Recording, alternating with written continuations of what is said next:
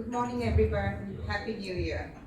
Welcome to the presentation on the capital cycle wave by Django Davidson. He's one of the founding partners and portfolio manager at Hosking Partners.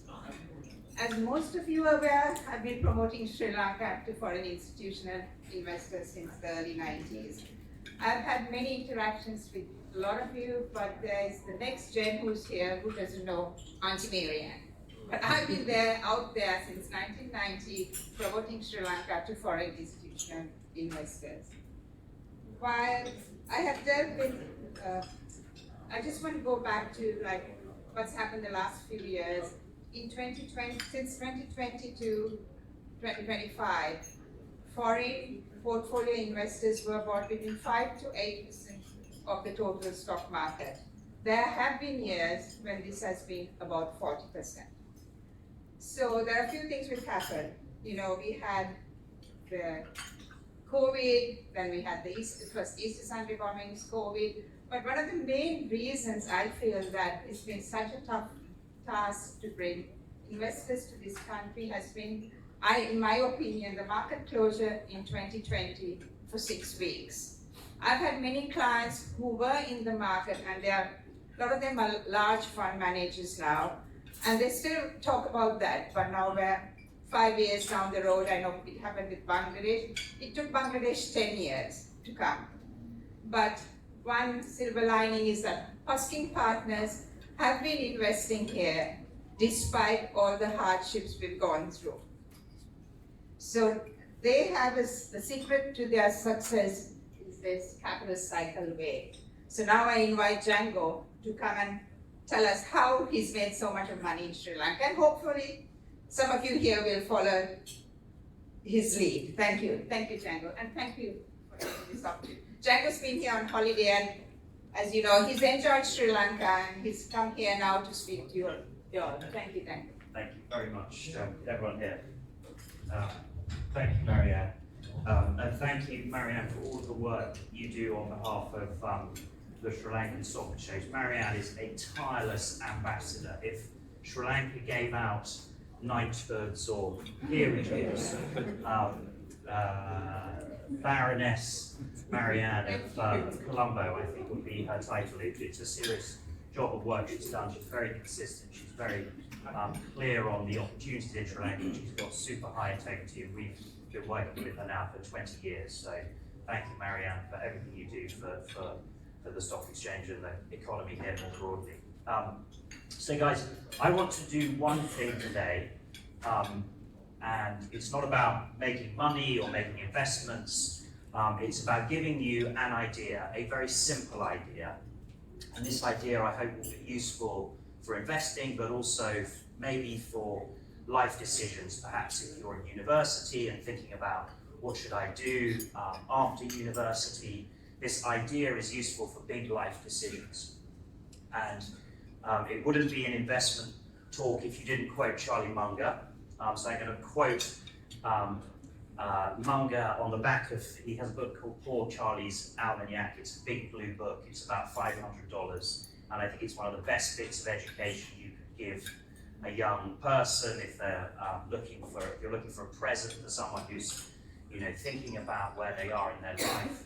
This book called Poor Charlie's Almanac, which is an accumulation of all of Charlie Munger's wisdom, is a terrific present.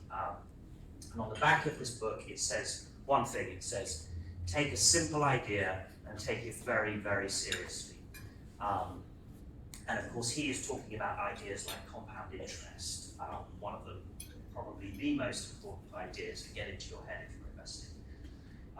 And I'm just going to humbly submit, it feels a little arrogant to say it, but it's what I do with my life, so I should be probably quite open about this. I think this capital cycle framework is one of those dozen big ideas in investing. And I'm going to try and just give you 5 minutes of explaining the idea, and then we can look at how it's relevant to some of the things that are happening in the world today. We'll look at it in the context of the AI capital spend, and we'll look at it briefly in regards to commodities, and then we'll come on and briefly go through how it might be relevant to Sri Lanka today. So The capital cycle is a framework for making contrarian decisions. If you think about your own brain chemistry, if you're like me and a natural contrarian, you've got to put some guardrails in place. In investing, in business, it's no good just being contrarian for contrarian's sake. You have to be contrarian and right. Okay, if you're one of these people who, when someone says turn right, you always turn left, you're probably going to make a lot of bad decisions. It's just instinctive contrarianism.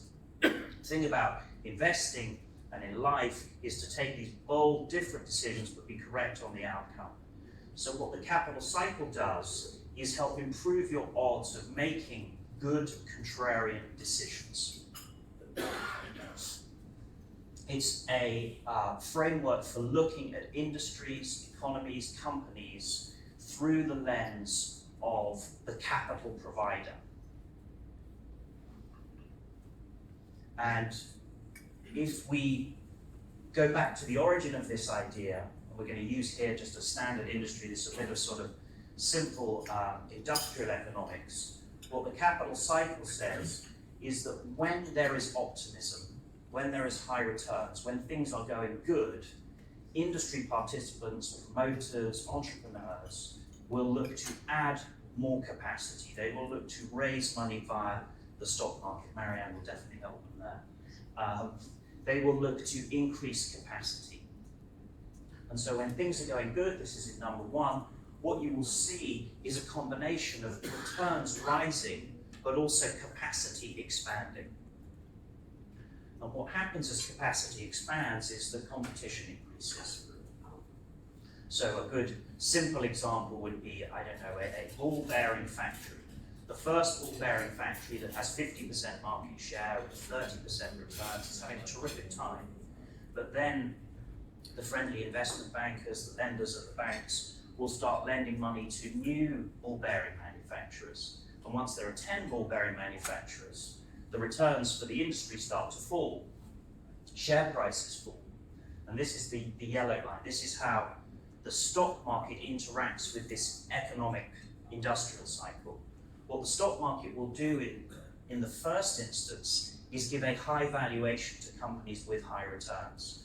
The stock market is very short term, and it will amplify. This is very crucial to emerging market investing and all investing, but in emerging markets you have these great blow-offs at the top and depressions at the bottom.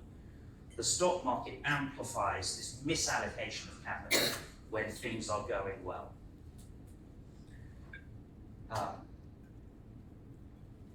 The vast majority of industries, with minor exception, are mean reverting. And so what happens is as this competition rises, the returns on capital start to fall.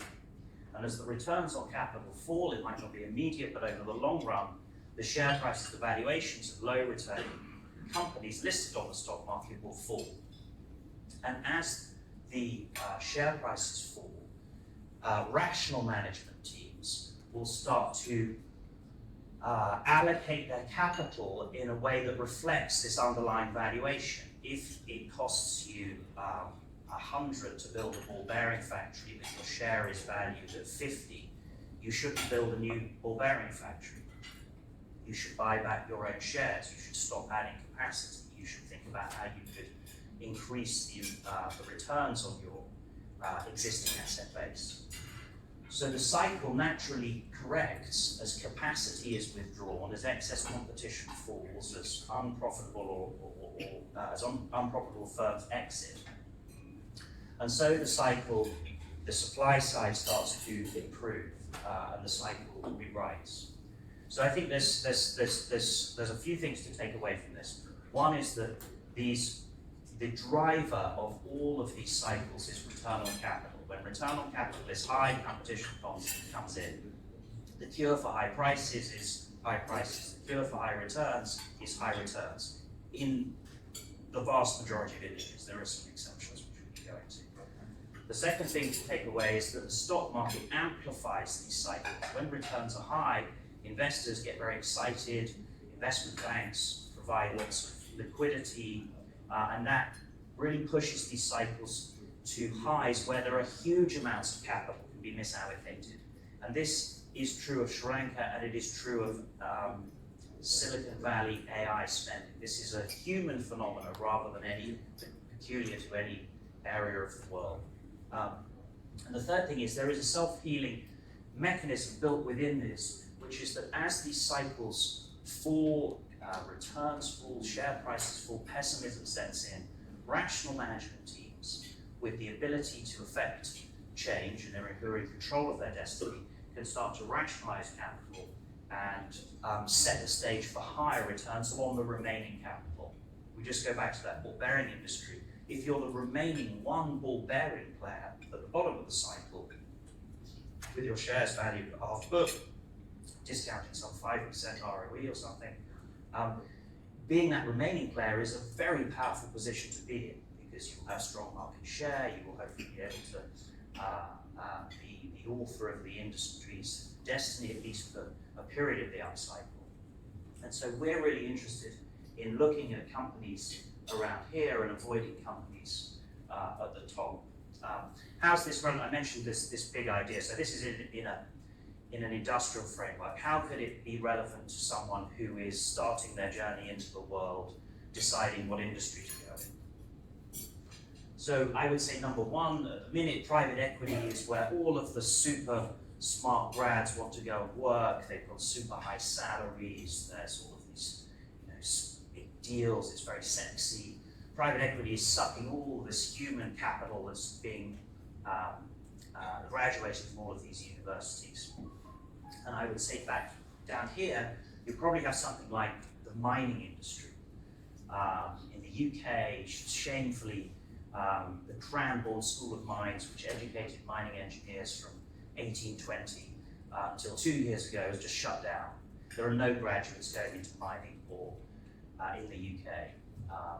Similar technology jobs going and working for Google or an Uber, that would be an exciting place to go. It would have high returns as a graduate, but almost certainly the cyclical opportunity would be to go to an industry that's been underinvested, doesn't have the excitement, but has a great 10 years ahead of it as this industry resurges. Just as and never be a lawyer, it's the worst thing to go to. They're always at the wrong end of these cycles. So let's look at the most vibrant and contentious capital cycle at the minute. That's the AI data center cycle. There are various estimates out there for how much is going to be spent until 2030. The numbers are mind-boggling, and they're all forecasts. If we look at what's happened today, as in what was the spend in 2025, if you look at these data from a very good guy called Paul Gadrowski, I recommend you follow him. We are, when you depreciation adjust just how quickly these data centers become require further investment, we're already above the level of the railroads in 1872, when, by the way, railroads made up 75% of the entire stock market of the US.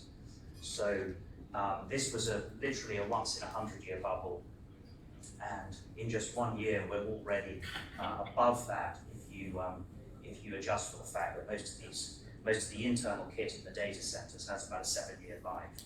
So this is a truly epic scale. It's a once-in-a-100-year capital deployment, and that is very interesting from a capital cycle perspective, because what you have to ask, and I've written about this if anyone's interested in reading a paper I wrote it this summer. But the interesting thing here to think about from a capital cycle perspective is, okay, well, what could the returns be on this spend? And often at the top of these cycles, and I think this is the point I want to make about this framework applies as much in Sri Lanka as it does in Silicon Valley. At the top of these cycles, you see emotional triggers for capital allocation. it effectively comes down to FOMO. And these two quotes here are a great example of how even these lauded tech titan, our overlords, our feudal tech overlords who rule over us, and are supposedly some of the most brilliant minds of their generation, even people like this are capable of being sucked into competitive fear of missing out. And the fact that the corporate structure of these large US companies is such that these guys have such powerful voting control, no one can really veto or question this spend. So we looked at, even if you look back at 2025, we're at a historic high for total capital deployment as a proportion to the US economy. We've never been higher, even in the railway boom. If you look out forward, I have to actually update these numbers. There's now a higher number than this. This is the total spend to 2030 on data centers as committed by all of the large tech companies in the US. McKinsey actually just put out a report saying that their forecast is $5.2 trillion, and that is just on AI data center spend. If you include all the other data center spend, it goes up to 7 trillion. Now, what is this? How do you even comprehend those numbers? They're vast. It's a bit like being in Sri Lanka and having to deal with the conversion rates into dollars, which I always find very difficult. But this, the way I think about it is, okay, well, what would you have to earn to get a 10% return on invested capital, which is a sort of pretty standard utility-like return. The US regulator allows regulated utilities to earn between 9 and 12% return on any new capital spend. And so if you go through and work through the depreciation schedules, the cost of operating these data centers, very simple heuristic is for each trillion of capital deployed, you need about $1 trillion of revenue. So if we deploy 5 trillion, we're going to need 5 trillion of revenue.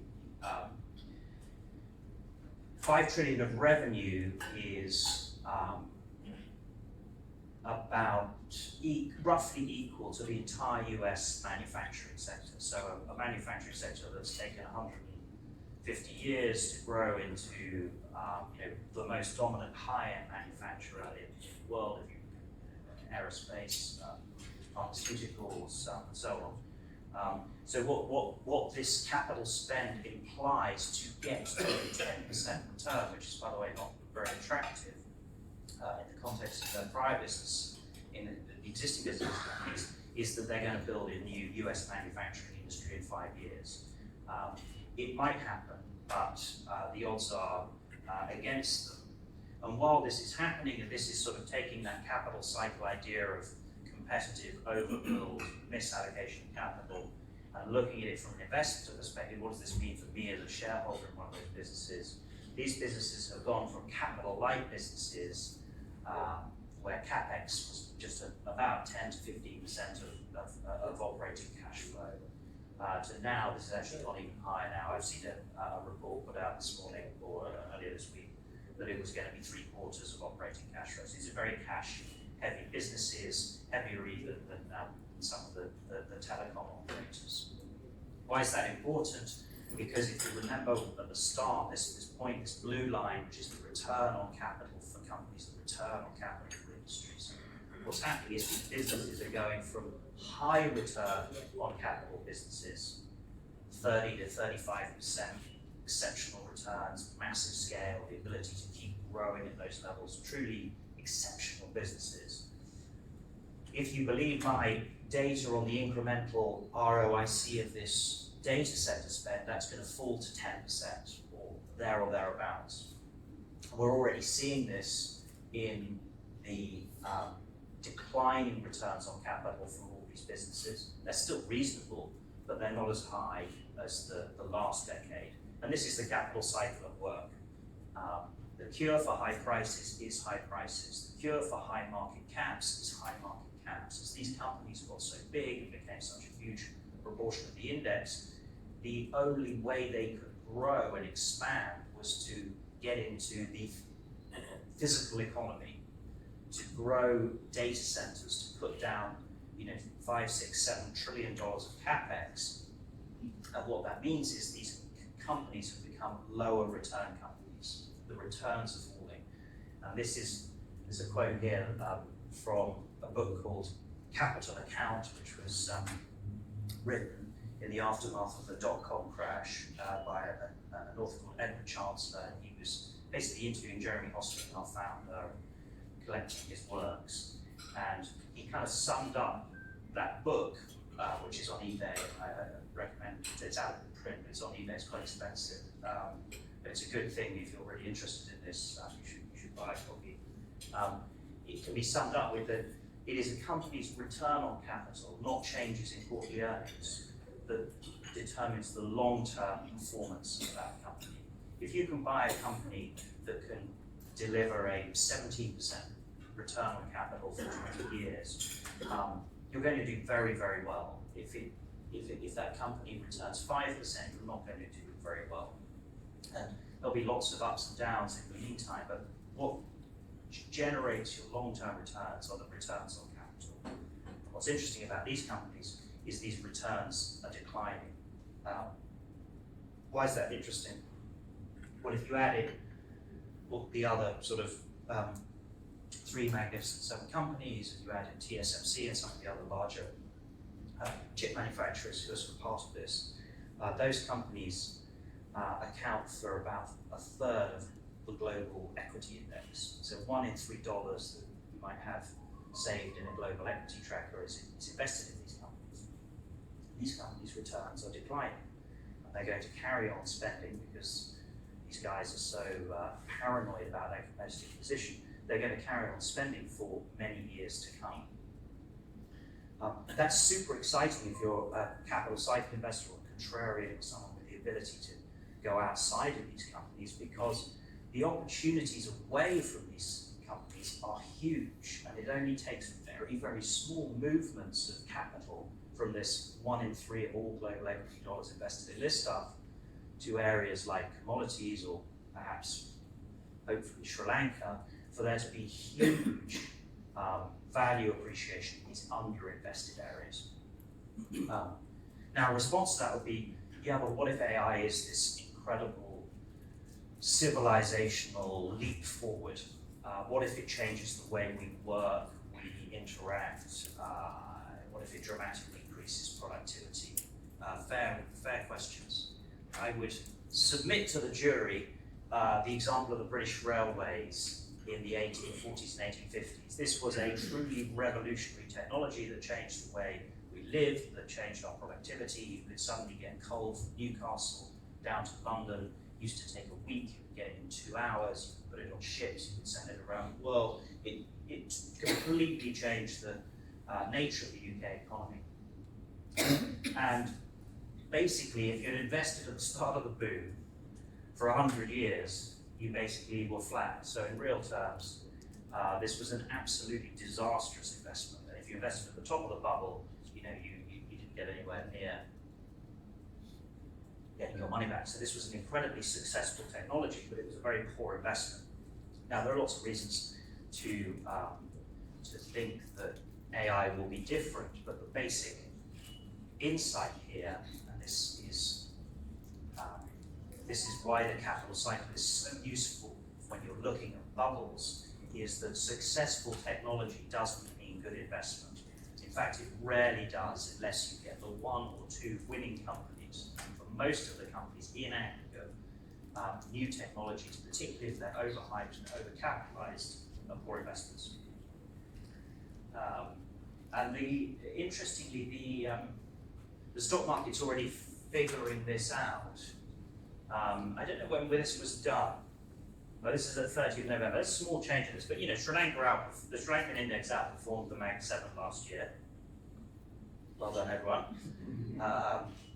And this point about the scale of the index weight, this third of all the equity money is in those companies, that is going to just be a massive dead weight for these companies in terms of performance.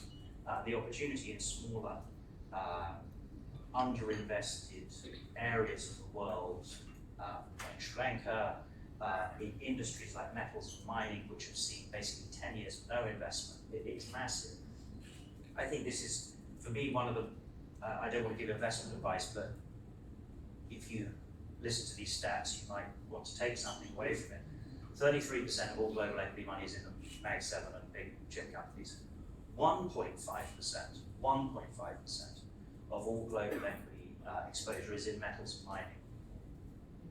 All of these data centers require vast amounts of copper, massive amounts of silver, huge amounts of steel to build them.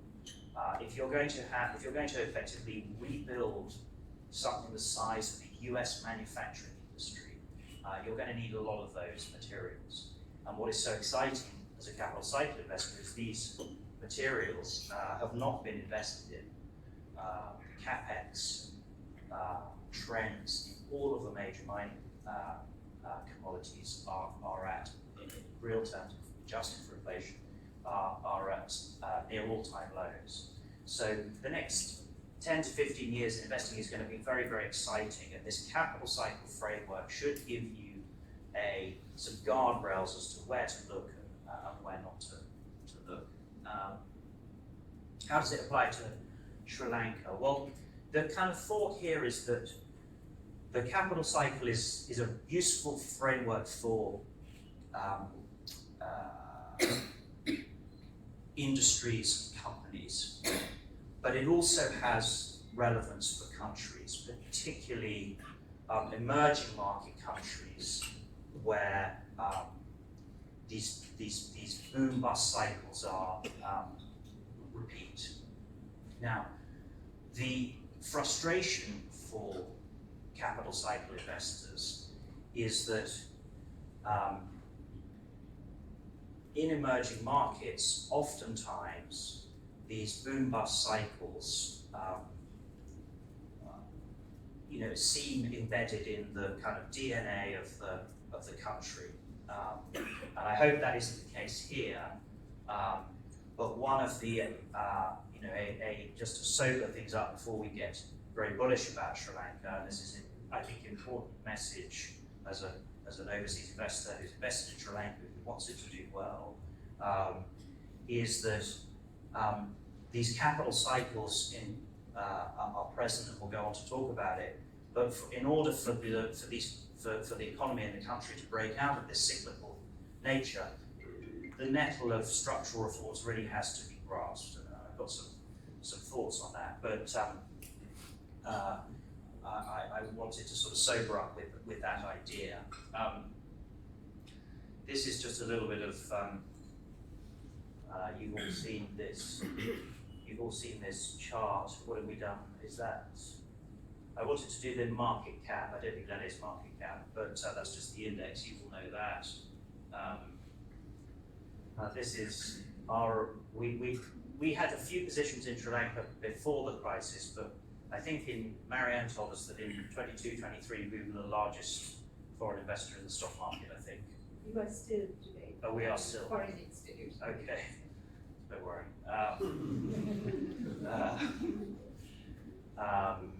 But so why did we invest in Sri Lanka? Well, firstly, there was just this huge and very traumatic destruction and withdrawal of capital. Whether you looked at the bond market, whether you looked at the equity market, whether you looked at fixed capital formation, it was a brutal period. You guys lived through it. What that did was set up a lot of investments that were basically valued at below their replacement cost. And that's kind of unusual in a world with low interest rates, with booming stock markets. Most of the world trades at very significant multiples of replacement cost. We really like buying things below replacement cost, because by being below replacement cost, assuming rational industry participants, You shouldn't have any new capacity added. I don't know what would happen, and I hope he stays on his chair. But if someone said they were going to build a new city of dreams next door to the city of dreams, that would be surprising, right? Be very unlikely to happen. You would be much better to buy shares in John Keel's than spend $500 million building a new 800-room hotel. So there is like everything in life has positives and negatives. There are great benefits from having low valuations, and Sri Lanka at the minute benefits from having low valuations, because if you were an Indian hotel company, I think it would be unwise. Doesn't mean they won't do it, but it would be unwise to come and build lots of hotel capacity in India. They'd be better off buying existing assets. Likewise, if you were an Indian financial group, there are a lot of financial groups in this country that you should partner with rather than starting greenfield and so on. So one of the tenets, so if you were to say to me, Django, how do you use this capital cycle framework to make money in the stock market? I would say look for companies that are trading below replacement cost, where it would be irrational for new capacity to come in, and where the management team is cognizant of that idea and is being disciplined with its with the assets that it has. I think Sri Lanka is really interesting in that regard. The economies, or the stock market and the economy is, it's well structured. It should be fairly rational. I haven't seen too many examples of irrational competition. They'll come as things get better, but at the minute it's a disciplined corporate sector. And if that discipline can be met with a disciplined fiscal monetary policy framework, the outlook is very exciting. I've talked for a long time. One of the things I just want to finish up on, and I would love your feedback on, is I first went out to India in 2010 and met lots of interesting Indian financial companies. They were very lowly valued then, and there was a very simple framework for looking at them, which was just basically the market cap of the business versus the opportunity. It was not complicated. It was very clear that there was going to be this sort of long run opportunity in India as long as the sort of policy framework stayed. And if you do that same analysis here and compare Sri Lankan companies, Sri Lankan hotel room rates, Sri Lankan credit penetration metrics, there's a very, very compelling opportunity in Sri Lanka. The one stat, and then I'll hand over to questions. The one stat that I think really is compelling is, according to the central bank, the 2024 mortgage credit to GDP ratio is 2.7%. I haven't seen many proper economies lower than that. That's a very, very low number. I think private credit, we were just talking about, has shrunk from about 60% to 40% of the economy. So we've had a big, this capital cycle, this compression of capital relative to the economy has been very significant. And the mortgage thing is really interesting. For me, what unlocked India in 2010 was this long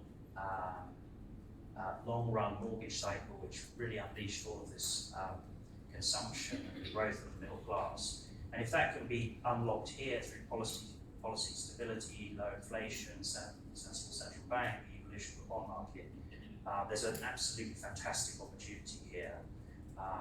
So I'm very excited, is the conclusion.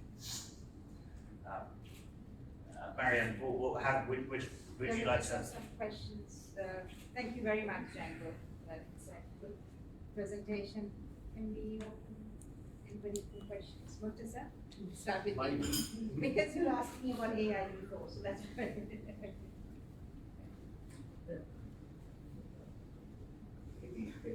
Mike, if somebody can do that.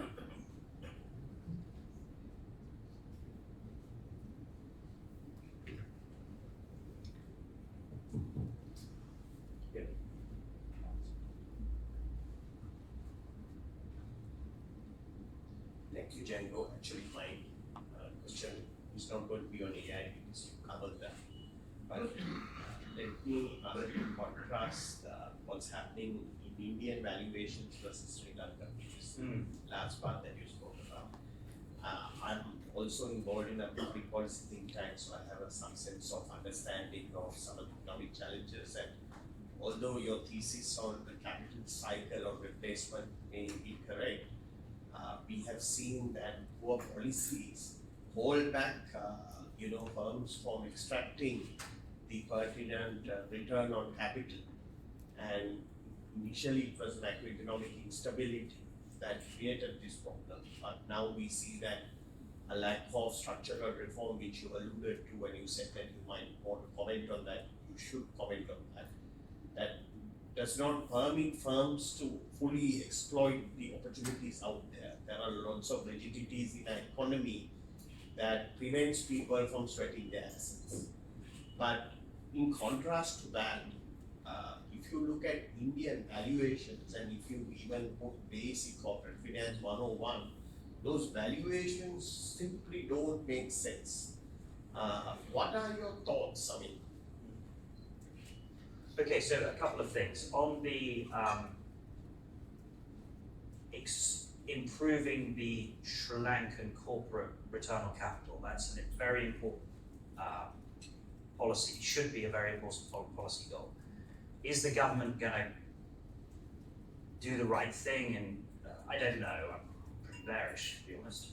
But the private sector is already stepping up. So a company like, if you think about the capital cycle, the return role that a company like Pygmy is playing in this economy, is very interesting. So you've got this huge stock of vehicles, huge stock of human labor, very inefficiently organized, that is starting through one private company to be much more efficiently organized. I would hope that the government would not, for example, stand in the way of that company, because it is doing a great service to the capital stock, human stock. It's improving the efficiency of the economy. Nearly always in the private sector has to step up. The government has to step out of the way, yes, but also the private sector has to step up. On the Indian valuations, yeah. So here's an interesting thing. I'm doing more thinking on this, but Indian market cap per person is about $3,500. Sri Lankan market cap per person is about $1,700. Sri Lankan GDP, it's almost the reverse when you go to GDP. Sri Lanka is more wealthy, around 3,500, 4,000 versus India, nearly 2,000. So there's much more GDP per head here, but there's much lower market cap. There is just a clear valuation difference, and of course India has scale. These companies are going to be big and they can keep growing. They should have higher valuations. But even when you move that analysis through to the mid-cap area, there's still a huge divergence. India is, with America, the most expensive stock market in the world. The US and India are the two most expensive markets in the world, on about 22 times the inflation. Fundamentally, that's a good thing for Sri Lanka. It's not about, India should come down, Sri Lanka should go up. Sri Lanka just has to hold on to the coattails of this extraordinary Indian economic transformation. And I hope that, we talked about this yesterday, that I hope that historic relations, policy, whatever, don't get in the way of this country just really using India's economic growth to improve its own standard of living. That's the great opportunity for Sri Lanka. I just have a quick question. Do you short? No. Charlie Munger says, why would you want to trade agony for a living? I've tried it, I've done it, been there, got the t-shirt, lost the money, had the sleepless nights. I don't think over the long term, the way that investing works is to compound over a long period of time. Shorting, I think, is a sort of intellectual, it's what very clever people do to sort of prove that they're right. You'll sound much more thoughtful if you're bearish on something. It sounds like you know something other people don't. You're clever, they're not. I think it's a waste of time. I mean, for people who really want to devote their mind to things that go down, great, good on you. But that's a small minority, I think. I don't, and as far as I'm aware, there is no company that's been a specialist short seller asset management company that's survived. I think the Jim Chanos one just shut down. And, I don't think it's a good way to make it.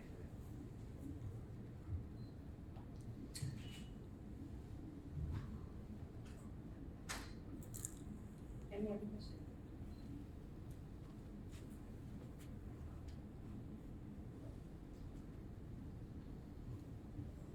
Django, have you looked at the value chain of building AI data centers to see whether have you looked at the value chain in building AI data centers to see whether there are non-obvious countries or regions who can potentially benefit?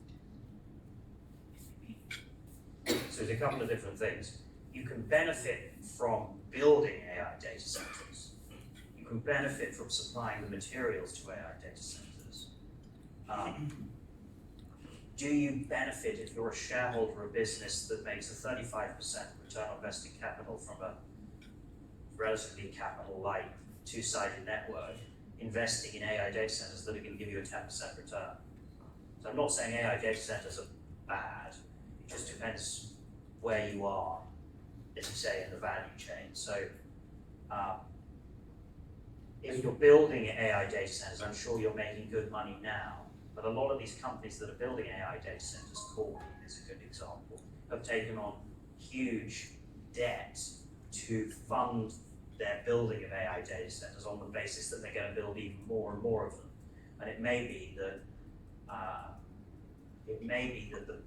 the simple business model for AI is just not there yet. I was talking to someone earlier who said that their version of ChatGPT Pro in Sri Lanka is charging $5. I'm pretty sure. I guess that's a month. I think back home I pay like 20, yeah. So I don't know whether it's any different, but it's probably not. So even with the 20 back home, they can't make any money. It's it's a complete subsidy, and the rest of the world can't afford to pay 20. So the business model's not there yet, and I like this idea. I've got a really simple idea. When I grew up doing investment banking. I was at Deutsche Bank for 7 years before I did investing, and the job of investment bank is basically sort of a spreadsheet monkey. Sort of thing. Yes, it's a spreadsheet monkey. And imagine investment banking before spreadsheets. You had to do the work, on calculators and blah, blah, blah. Did the spreadsheet change the number of investment bankers we needed? Did it increase the number of investment bankers? It's a dramatic shift. You could do a DCF on a company out for 50 years. You could a 500-line model. It's a dramatic technological improvement. It didn't really change much, and I don't know how much money Microsoft made out of Excel as part of their package. It's an okay product, but it was not revolutionary. For the things that I use it for, company research, etc., it's very helpful, but it's already become commoditized. There's now 7 or 8 of these things that basically give you the same answer. Some are a bit better. But what I'm saying is the business model, it's not so powerful yet that it's clear that all of this capacity is going to be economically viable. Actually, I want to focus on countries or companies who might benefit from supply into the AI data centers, commodities, etc. Oh yeah, yes. So that's where my biggest investments are in mining companies. Copper has been underinvested in for about 20 years. We haven't found a large new copper discovery in about 20 years. It takes about 15 years for a new copper mine to come online. So the cycle, one question, a good question that often gets asked is, how do you know how long these cycles are? The answer is you don't. But a good anchor is the asset life of the company or industry you're looking at. So in a semiconductor manufacturer, these chips often have like 18 months, 2 year life, so they're often quite short in sense.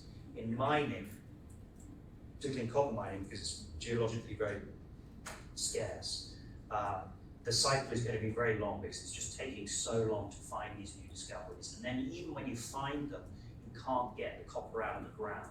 A great example, recent example, is that of Cobre Panama. This was the biggest copper find in the last 20 years. It's in Panama. $5 million went into the ground. It was going to transform the Panamanian economy, which is basically tourism and the canal. And it was going to supply 2% of world copper, so absolutely massive bit of capex. Anyway, it got up and running. It got running for about 3 months, and then some local farmers, we think sort of paid by someone, protested against this mine. Fair enough, it was very water intensive. It was no doubt difficult for that. But anyway, they protested, the government shut it, and it's still now not producing. And this is in a very low income country without many other economic opportunities. So even when you find these mines, and they might even be in low income countries, which you would have thought maybe 20 or 30 years ago, oh, they'll just build that thing, doesn't matter about the environment. That assumption has now gone. So the supply of copper is going to be very, very tight for a very long time. And that's just on AI, whether it's electronic vehicles, whether it's the electrification of all this fossil fuel generation capacity. Copper is going to be massive. I mean, I don't know whether Sri Lanka data is available on imports of copper, but I imagine the copper intensity of the Sri Lankan economy has been going up dramatically. All these BYD, every time you see a BYD on the street, I should probably know this, you probably need, total guess, 50 kilograms of copper for the rest of the grid in order for it to have a reasonable charging network. And it's a totally made up number, but you will need some amount of copper for each EV that comes. So, that's Sri Lanka. Imagine what it's going to be like in bigger economies that have got deeper pocketed governments where they're going to push EVs. The copper intensity of everything is increasing very dramatically. So copper is a good example. I think broadly speaking, all the commodities are underinvested and all supply constrained. I have a thesis that our demand as human beings for commodities is broadly speaking price inelastic. If I need to drive my wife to hospital, if it costs £5 in petrol or £500 in petrol, I'm going to a hot, it doesn't matter what the cost is. If I need to charge my car, I need to charge my car. Now, the market and capitalism has been very good at supplying all of this stuff very cheaply through lots of investment, but what's happened in the last 10 to 15 years with environmentalism, because of the excitement around AI and tech companies, is these areas of the economy have not been invested in, so the supply growth is much lower than it has been in a long time in the post-World War II era, because we're not building these mines, we're not investing in this mining capacity. Only China has, and that's changing now. And I think so. If you're interested in AI, you should be looking at the picks and shovels in the mining sector. Would be my. Thank you. Any other questions?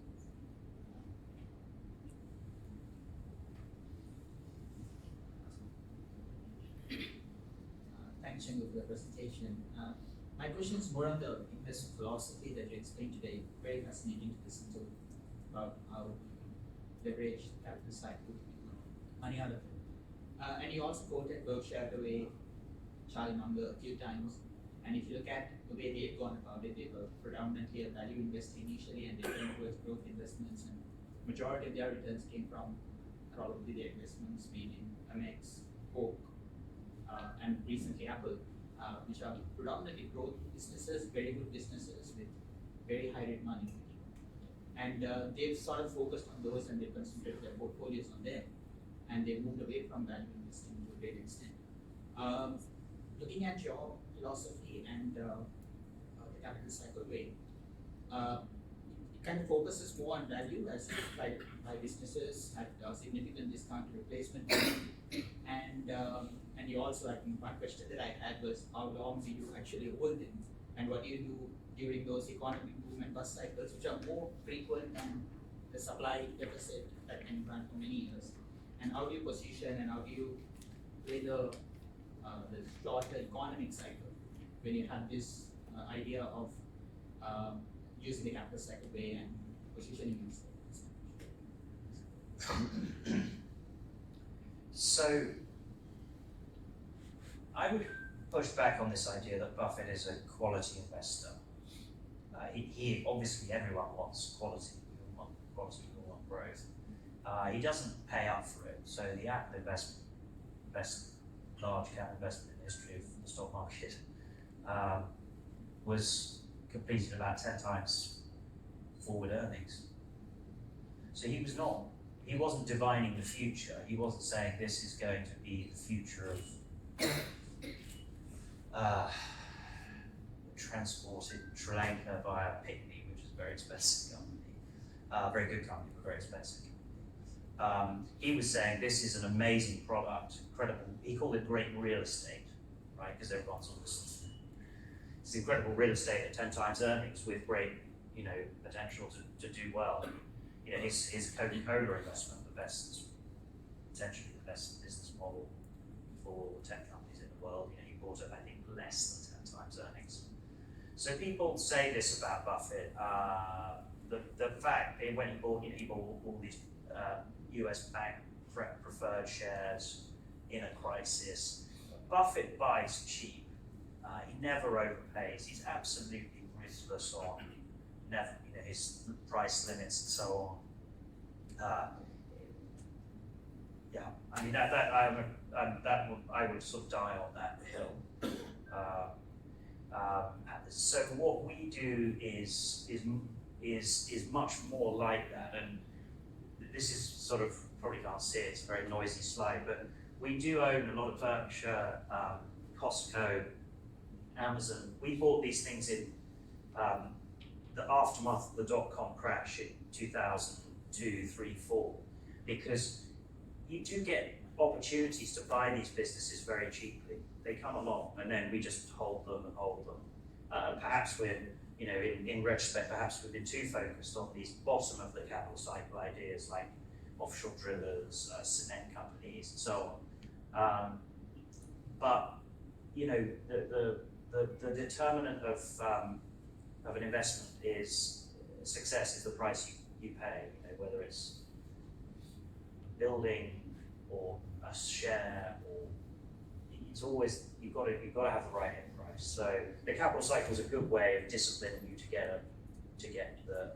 you have a higher chance of being right on the end price. Of course, you don't have to do all the single stock work, but this is just a big picture framework for where should I be looking.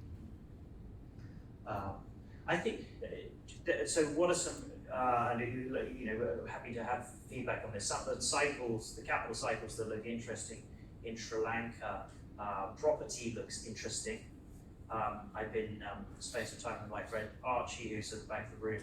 He has been out here doing property for a long time, and there is a really interesting cycle there.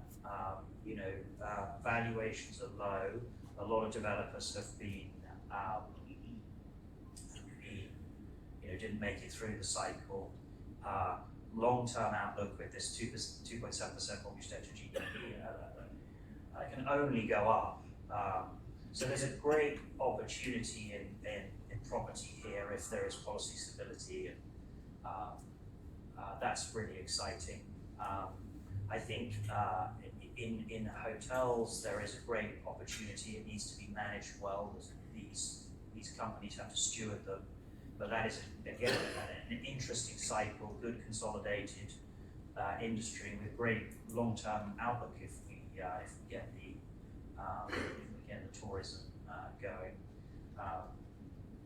So I think low valuations and a positive capital cycle, that's a really good place to start.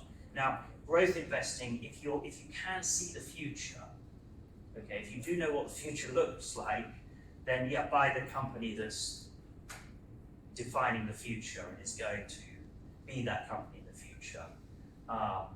It's a lot harder than it sounds, and of course that company that is divining the future, big new great company, is very, very highly valued. Doesn't mean it won't win, it just means it has to win for you to make a lot of money.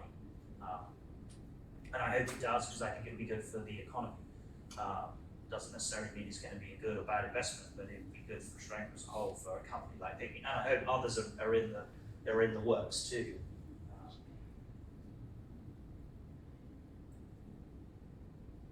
Thanks. If I may ask one question, Django. Where does the banking sector fit in it, and how come Sri Lankan banks? I've been talking to you about the banks. Yeah, so very simply,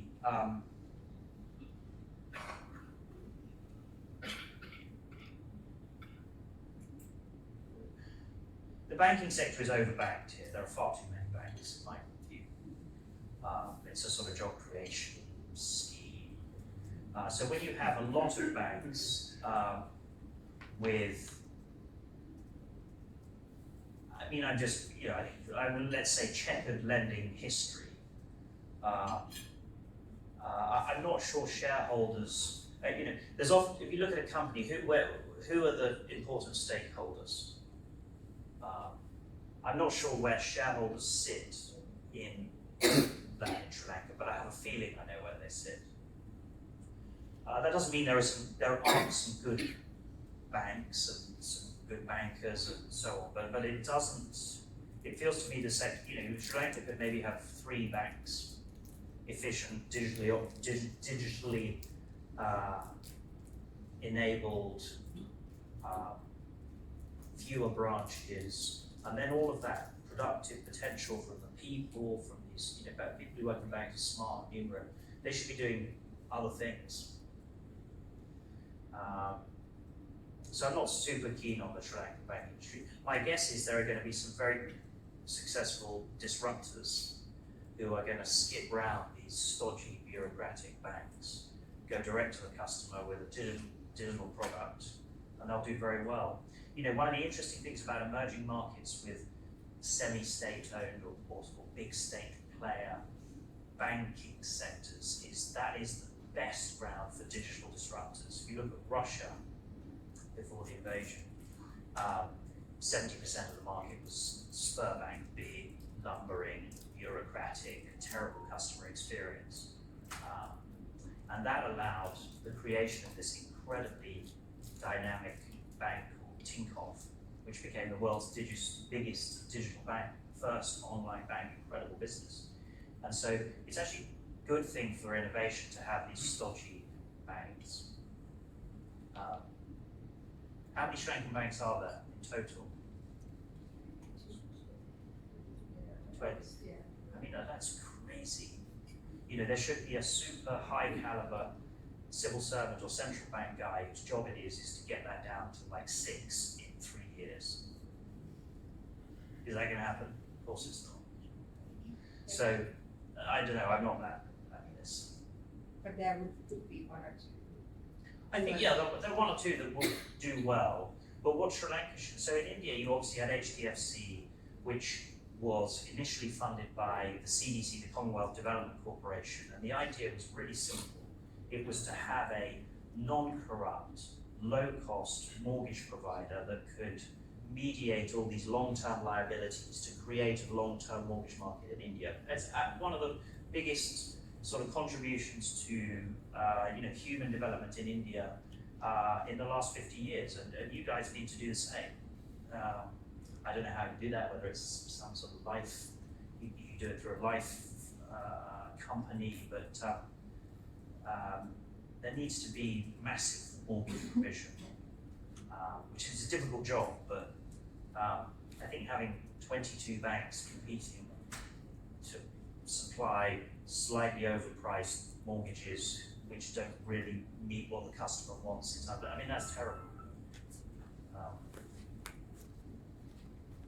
Sorry, I'm being rude. Sorry if any of you work for these big banks, but There's time for one last question. Anybody?